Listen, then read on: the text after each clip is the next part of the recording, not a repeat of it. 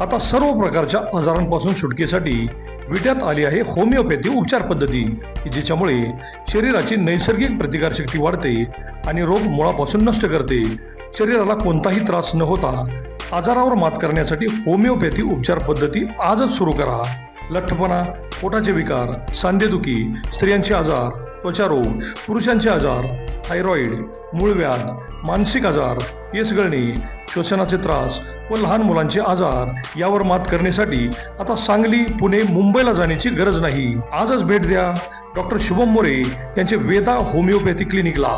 आमचा पत्ता doctor Shubham S More, जिवाळा बिल्डिंग, तळमजला, गाळा नंबर 1, खानापूर रोड, विटा, तालुका खानापूर, जिल्हा सांगली. संपर्क 95 61 65 18 19 82 089 15 813. नमस्कार, प्राईम न्यूजमध्ये आपल्या सर्वांचे स्वागत. नागेवाडी जिल्हा परिषद गटात सौ शीतलताई बाबर यांनी घर टू घर प्रचाराचा धडाकाच लावला आहे. त्यांचं प्रचाराचं स्पीड बघता त्या जिल्ह्यात सर्वात जास्त मताधिक्यानं निवडून येणार अशा चर्चा होत आहेत. मतदारांचा मोठा प्रतिसाद त्यांना मिळत असून अनेक गटात मतदार जागेवर आहे का याची खात्री करूनच उमेदवार जात असतात. पण नागेवाडी जिल्हा परिषद गटात मात्र शीतलताई बाबर येणार म्हणून मतदारच त्यांची वाट पाहत बसलेला दिसला. त्यामुळे त्या विक्रमी मताने येणार एवढे मात्र नक्की. पाहूयात काय म्हणाल्यात त्या. नमस्कार, प्राईम न्यूजमध्ये आपल्या सर्वांचं स्वागत. आपण बघतोय की नागेवाडी जिल्हा परिषद गट जो की स्वर्गीय अनिल भाऊ बाबर यांच्या काळापासून अगदी ताकदीनं बाबर कुटुंबियांच्या पाठीशी हा गट राहिला आहे. आज अशा चर्चा आहेत की नागेवाडी गटामध्ये चुरस नाही तरी पण तुम्ही घर ना घर टिपताय. नेमकं काय पुढचं विजन असेल? विजन आमचं खूप म्हणजे मला वाटतं पूर्वीपासून, भाऊ असल्यापासून आणि भाऊ राजकारणात, भाऊंनी पहिलं पाऊल टाकल्यापासून हेच आहे की घरोघरी लोकांशी संपर्क आणि लोकांच्या अडचणी दूर करणे, हेच विजन आहे.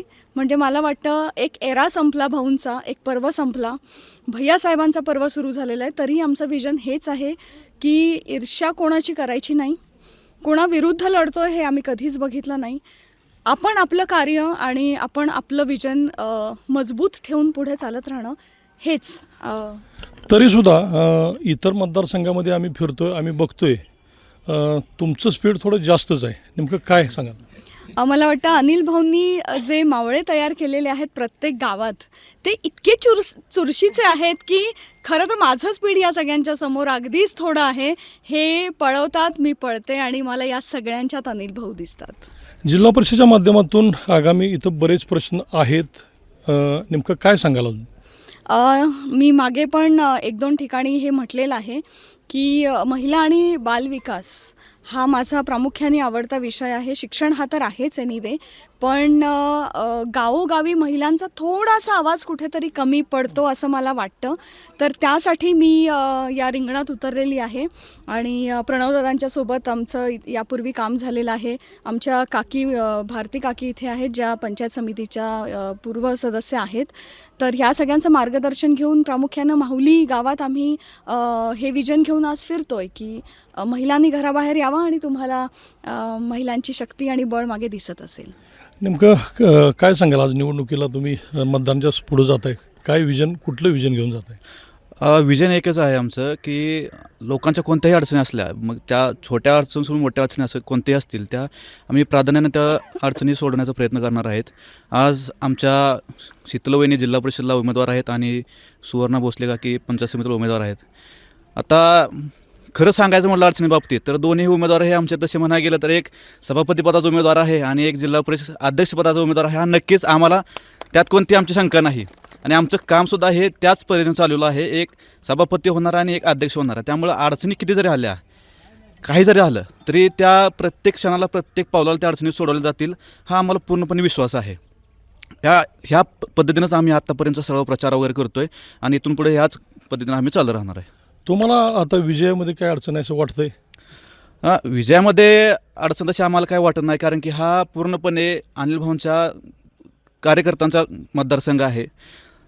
अनिल भाऊंचे जे काय सगळं आतापर्यंत सेनापती झाले किंवा जे मावळे झाले ते सगळं ह्या नागेवाडी जिल्हा परिषद गटातून झालेले आहेत.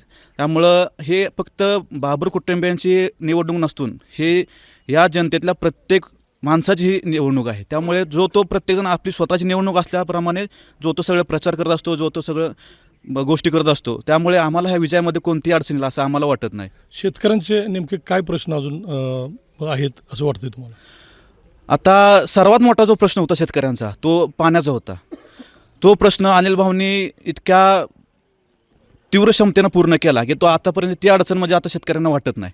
आता तितकी पाण्याची प्रचंड अडचण होती की आमच्या इथे ऊसाचे पीक घ्यायचं म्हटलं तरी लोक विचार करायचे की पाणी आम्हाला पुरेल का.